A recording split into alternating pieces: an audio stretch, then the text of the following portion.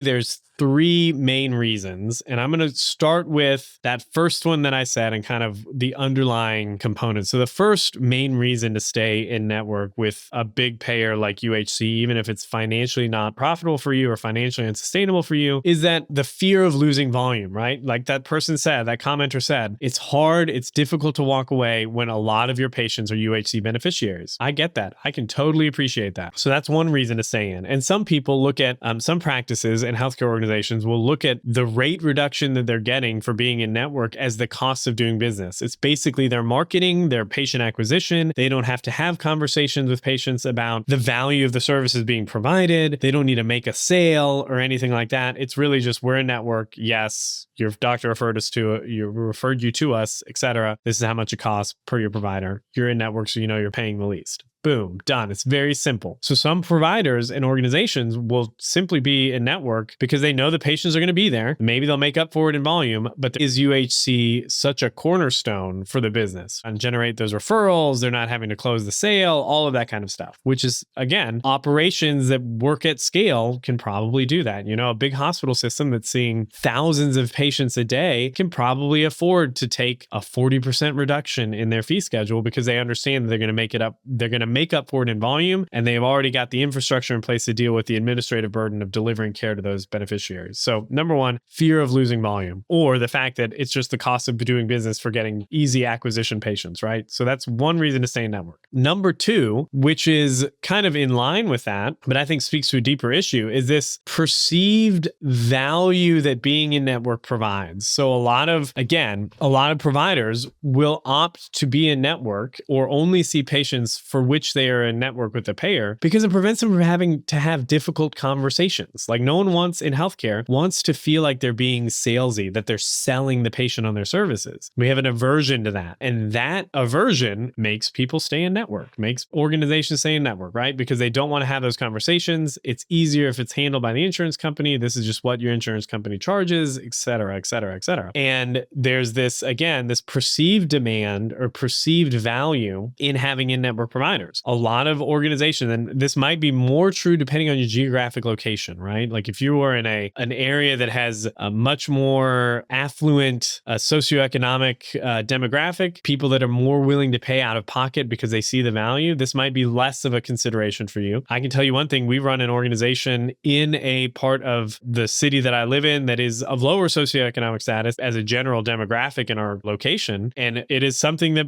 we understand that there are going to be patients that we call and we say, listen, we're out of network with your provider, and this is how much it's going to be. And we'll go through the value conversation with them, and they'll still say, yeah, I need to go to somebody that's in network. Totally get that. That is their right as a patient to choose where they're going to go to physical occupational therapy, right? But I think if you get to the point where your entire value proposition is built upon this fact that we're in network with all these payers, or we are in network with your insurance company, you are just more subject to downward pricing pressure or the power that those insurance companies have over you. It's just, again, it is a trade-off. If you're making the value proposition off, we're in networks, so we're the cheapest for you, you are the Walmart of healthcare. And unless you can get to the scale of Walmart, where you are operating at economies of scale, seeing thousands and thousands of patients, and you make up for it in volume, it's not necessarily the best business decision for a small private practice. So there is understanding your organization, your economics, and then the value proposition that you're putting out there. And again, if the value proposition that you make is that you're the bargain hunt, you are the cheapest, then that means you're going to be more subject to downward pricing pressure than other organizations that are not making that value proposition. And then the other, probably the last, and probably in my mind, I've only heard it a few times as being a real issue, but it is thrown out by people when I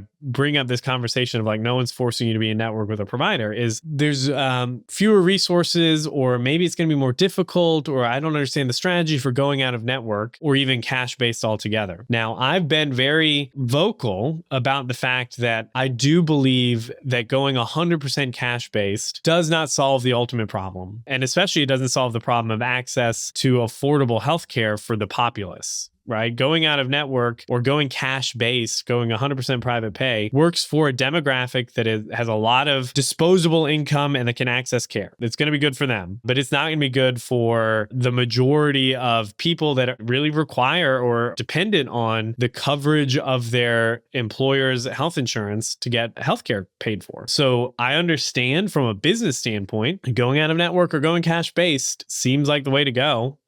You're seeing that more and more in the physical and occupational therapy world for sure, that there are more and more providers that are just not accepting insurance. My dentist the other day sent out a letter of all of the insurance companies that they were dropping, that they were not going to be participating providers with anymore. And it had to do with economics, right? I think that there are still ways. And again, we operate in our clinic that we own and operate is in a geographic location where there's not a lot of disposable income. And we understand the cost that our patients bear by choosing to come to us instead of an in-network provider. And we're having those conversations. We're managing it appropriately as much as we can. But it still has been financially viable for us as an organization to go out of network, because what you'll discover, or at least what we discovered, your mileage may vary, what we've discovered is, shoot, if you're getting paid double the amount as an out-of-network provider for this one payer, you don't need to see the same number of patients to make the same amount of money, which means you're able to deliver that quality care. You're able to spend more one-on-one time. Yes, and you're doing it with less patients. So there is a trade-off there as well to be said. So those are probably the main three reasons why